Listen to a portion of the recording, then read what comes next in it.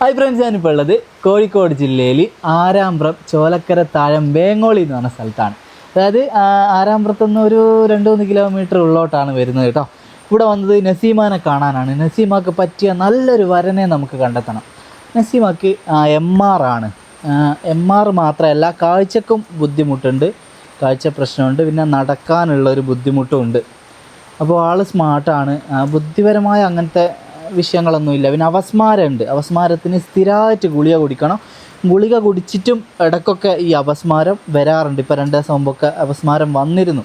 അപ്പോൾ ഇവരിങ്ങനെ ചോദിച്ച് ഇത്രയും ബുദ്ധിമുട്ടുകൾ മോക്കുണ്ട്, അപ്പോൾ അവർക്ക് പറ്റിയൊരു വരനെ നമുക്ക് കണ്ടെത്താൻ പറ്റുമോ, അതൊക്കെ മനസ്സിലാക്കുന്ന ഒരാൾ ഉണ്ടാവുമോ എന്നൊക്കെ. അപ്പോൾ ഞാൻ അവരോട് പറഞ്ഞു വെച്ചാൽ നമുക്കൊരിക്കലും അവളെ കല്യാണം നടക്കൂല എന്ന് പറയാൻ പറ്റൂല.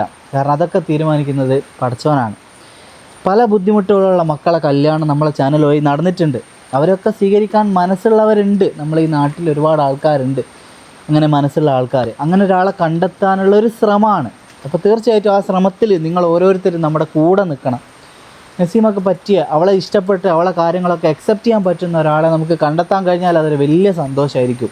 ഇതിൻ്റെ താഴത്ത് വന്നിട്ട് ആരും നെഗറ്റീവ് ഒന്നും പറയരുത്, എന്തിനാ അവളെ കല്യാണം കഴിപ്പിക്കുന്നത്, അങ്ങനെയൊന്നും പറയരുത്. കാരണം അവർക്കും ആഗ്രഹങ്ങളുടെ ഒരു കുടുംബജീവിതം നയിക്കണം. അങ്ങനെയൊക്കെ ആഗ്രഹങ്ങൾ എല്ലാ മക്കൾക്കും ഉണ്ടാവും. അവരുടെ സാഹചര്യം ചിലപ്പോൾ അങ്ങനെ ആയിരിക്കും. ഒരുപാട് ബുദ്ധിമുട്ടുകൾ ഉണ്ടാവും എന്ന് വിചാരിച്ച് ഒരു വിവാഹ ജീവിതം അവർക്ക് സ്വപ്നം കണ്ടുകൂടാന്നൊന്നും ഇല്ലല്ലോ. അപ്പോൾ അവർക്ക് പറ്റിയ ഒരാളെ കണ്ടെത്താൻ കഴിഞ്ഞാൽ അതൊരു നല്ലൊരു കാര്യമായിരിക്കും കേട്ടോ. അവരുടെ വീടാണിത്. നമുക്ക് അവളെ പരിചയപ്പെടാം അല്ലേ? വാ.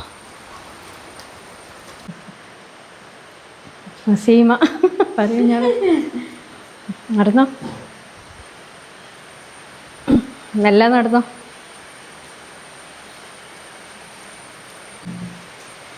കാലെടുത്തോ, കാലെടുത്തേക്ക്. നസീമ, എന്തൊക്കെയാ വിശേഷം? സുഖല്ലേ? സുഖാണ്. അപ്പോ ഇതാണ് നസീമ കേട്ടോ. നസീമ അങ്ങോട്ട് നോക്കിയേ, അവിടെ ക്യാമറ ഉള്ള. ഇതാണ് നസീമ. നസീമയ്ക്ക് ചെറിയൊരു കാഴ്ചേന്റെ ഒരു ബുദ്ധിമുട്ടോടെ ഉണ്ട് അല്ലേ അമ്മ? ദൂരക്കാഴ്ച ഇല്ല. അപ്പോ അവിടെ അടുത്തുള്ളതൊക്കെ കാണാൻ പറ്റൂലേ? ഇപ്പൊ എന്നൊക്കെ ഈ ഒരു ദൂരമൊക്കെ കാണാൻ പറ്റൂല്ലേ? ദൂരത്താണ് നമുക്ക് ബുദ്ധിമുട്ട് അല്ലേ? അമ്മ ഇവിടെ ഇരുന്നോ, നമുക്ക് ഇരുന്ന് സംസാരിക്കാം. അപ്പോ നസീമാക്ക് നമ്മള് ഇങ്ങനെ ഒരാള് പിടിക്കണല്ലേ നടക്കണമെങ്കിൽ? പിടിക്കണം നടക്കുമ്പോ. അപ്പൊ ബാലൻസിന്റെ വിഷയമുണ്ട്. നിങ്ങൾ വാക്കർ ഉപയോഗിച്ചിരുന്നു അവള്? ഇല്ല. അപ്പോൾ MR ആണ് എന്നാണ് സർട്ടിഫിക്കറ്റിലൊക്കെ ഉള്ളത് അല്ലേ? MR എന്ന് പറഞ്ഞാൽ മെൻ്റൽ റിട്രേഷൻ എന്നുള്ള ഒരു കാറ്റഗറിയാണ് അതിലുള്ളത്. ഇപ്പോൾ അപസ്മാരോ ഇപ്പോൾ ലാസ്റ്റ് വന്നത് മെനിയാന്ന് രാവിലെ. അത് കുറേ നേരം എങ്ങനെയാ? ഒരു 10 മിനിറ്റ് സമയമേ ഉള്ളൂ. അതൊക്കെ അങ്ങനൊന്നുമില്ല. കയ്യും കാതൊക്കെ ആദ്യമായിരുന്നു ഉണ്ടാവല്. ഒരു 4-5 കൊല്ലായിട്ട് അങ്ങനെ സംഭവേ ഇല്ല. ഇപ്പൊ ഇങ്ങനെ ഒരു ഇരിക്കുകയാണെങ്കിലൊക്കെ ഒരു 10 മിനിറ്റ് ഇങ്ങനെ തല അങ്ങനെ കളിക്കും. അത് നമ്മൾ ഡോക്ടറെ അടുത്ത് സ്ഥിരമായിട്ട് ഗുളിക ഉണ്ട് എന്നല്ലാണ്ട് വേറെ ഡോക്ടറെ കാണിക്കേണ്ട ആവശ്യം വല്ലതുണ്ടോ? ഇപ്പൊ നമ്മളിപ്പോ കാണിച്ചത് ഇപ്പൊ നീരിന്, കാലിന് നീരുണ്ട്. ജനറൽ മെഡിസിൻ ഡോക്ടറെ കാണിച്ചത്. അതിന് മരുന്ന് കഴിക്കുന്നുണ്ട്.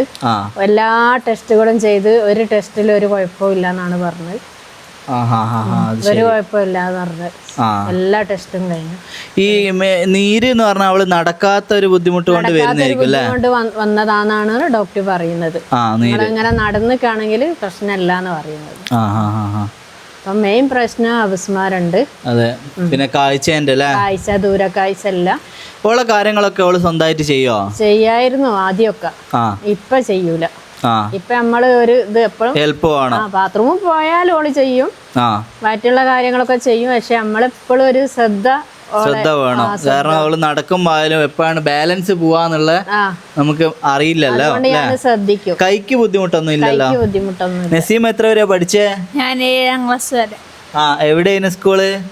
പഠിച്ചല്ലേ? അപ്പൊ 18 വയസ്സ് വരെ ബുദ്ധിമുട്ടൊന്നും ഇല്ലാന്ന് അമ്മ പറഞ്ഞല്ലേ? ബുദ്ധിമുട്ടില്ല.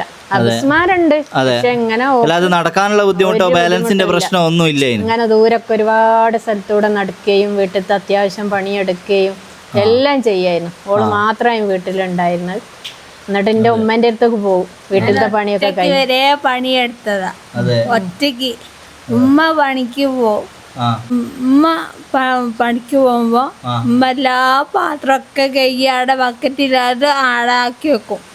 എല്ലാം ഞാൻ എടുത്തു വെച്ച് പിന്നെ ബക്കറ്റ് എടുത്തിട്ട് 2 ബക്കറ്റ് എടുത്ത് 2 കൈ കൊണ്ട് ഇങ്ങനെ പിടിച്ചിട്ട് വെള്ളം കൊണ്ടുവരും. പൈപ്പിൻ്റെ അടുത്ത് പോയിട്ട് അവിടെ പോയിട്ട് വീട്ടിൻ്റെ അവിടെ വരെ കൊണ്ടുപോയി വെച്ചു. അങ്ങനെ എടുക്കാൻ അവിടെ വരെ പോയിട്ട് അതുവരെ ഒരു കുഴപ്പമില്ലായിരുന്നു. ഇപ്പോഴാണ് എല്ലാവരും കുഴപ്പം. ഇപ്പൊ മോക്ക് എന്താ കുഴപ്പമുള്ള? ഇപ്പം കുറച്ചൊക്കെ നടക്കാനൊക്കെ ഒരു ഭയങ്കര ഇതാണ്. കണ്ണെന്തിനാ ഇങ്ങനെ അടച്ചു വെക്കുന്നേ? അങ്ങനെ ആയി പോകുന്നേ. ആണോ? കാഴ്ചേന്റെ ബുദ്ധിമുട്ട് നല്ലോണം ഉണ്ട് അല്ലേ? കാഴ്ചേന്റെ ഒന്നും നമുക്ക് റെഡി ആവൂല. റെഡി ആവാനിപ്പോ ഡോക്ടർ എന്താ പറഞ്ഞേ? ഡോക്ടർ പറഞ്ഞപ്പോ അതിപ്പോ പറ്റൂല എന്നാണ് പറഞ്ഞത്. അതായത് നമുക്കിപ്പോ അതങ്ങനൊക്കെ ചെയ്യണേ നമ്മൾ വിട്ട് കൊടുക്കണം, തലക്ക് ഓപ്പറേഷൻ ചെയ്യാനൊക്കെ. ഇപ്പൊ എത്ര വയസ്സായി? 35 വയസ്സ്. 35 35 വയസ്സ് പൂർത്തിയാകാണ്, 36ലേക്ക് കടക്കുകയാണ്. അപ്പോൾ നമുക്ക് നസീമാന്റെ കാര്യങ്ങളൊക്കെ ഉൾക്കൊള്ളാൻ പറ്റുന്ന ഒരാളെ തീർച്ചയായിട്ടും കണ്ടെത്തണം.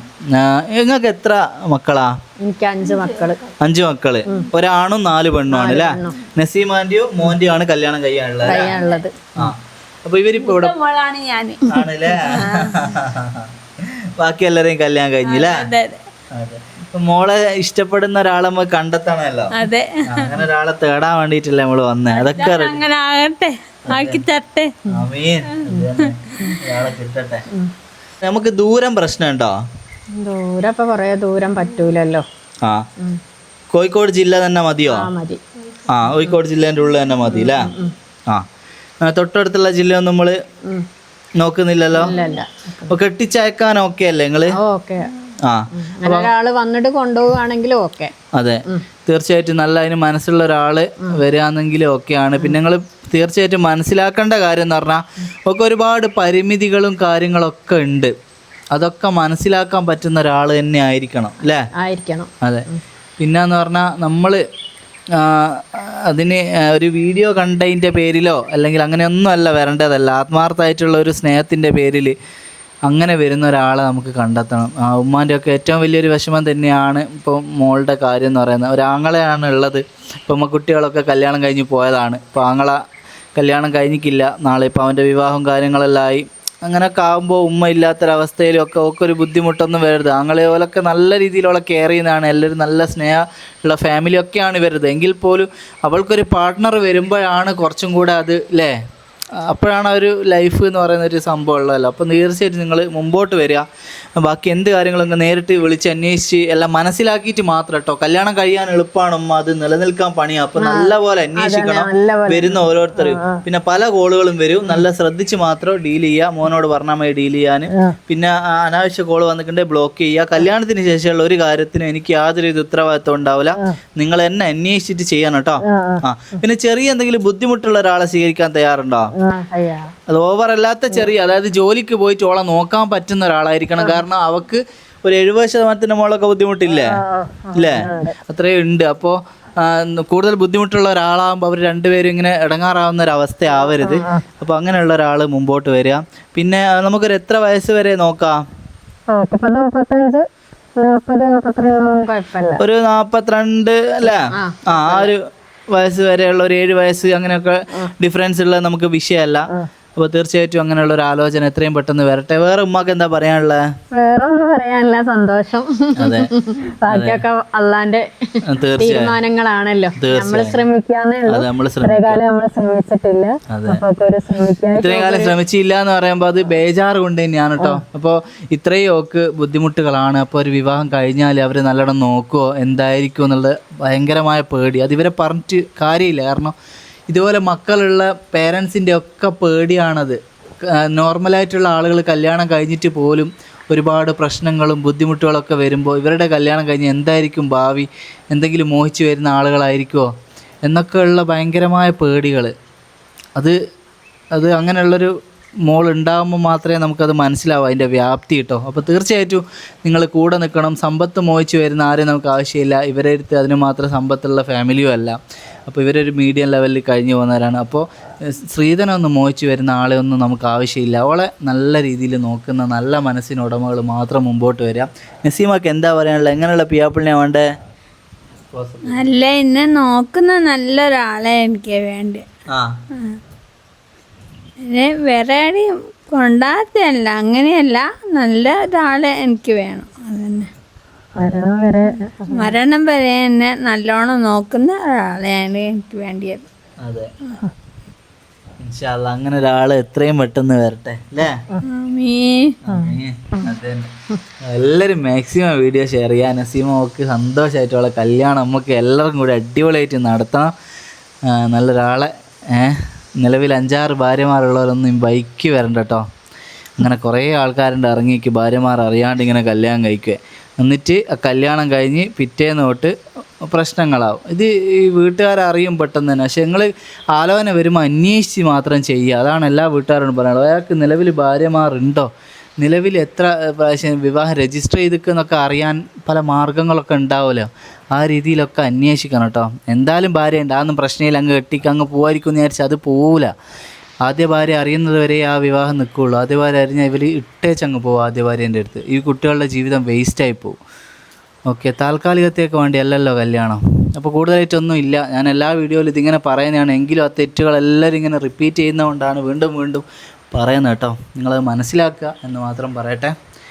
അപ്പോൾ വേറെ കൂടുതലായിട്ടൊന്നും ഇല്ല. അവളെ ബുദ്ധിമുട്ടുകളൊക്കെ നമ്മൾ വ്യക്തമായിട്ട് പറഞ്ഞിട്ടുണ്ട്. അതായത് ചുരുക്കി പറഞ്ഞാൽ കാഴ്ചക്ക് പ്രശ്നമുണ്ട്, നടക്കാനുള്ള പ്രശ്നമുണ്ട്, കാലിന് നീര് കാര്യങ്ങളൊക്കെ ആയിട്ട് അത് നടക്കാത്ത ഒരു ബുദ്ധിമുട്ടാണ്. ഒരാൾ പിടിച്ചാലാണ് ഒക്കെ നടക്കാൻ പറ്റുക. ചിലപ്പോഴൊക്കെ ഒറ്റയ്ക്ക് നടക്കും. പക്ഷേ ഒരു ബാലൻസിൻ്റെ വിഷയമുള്ളതുകൊണ്ട് നമ്മൾ എപ്പോൾ അവളെ ശ്രദ്ധിക്കണം.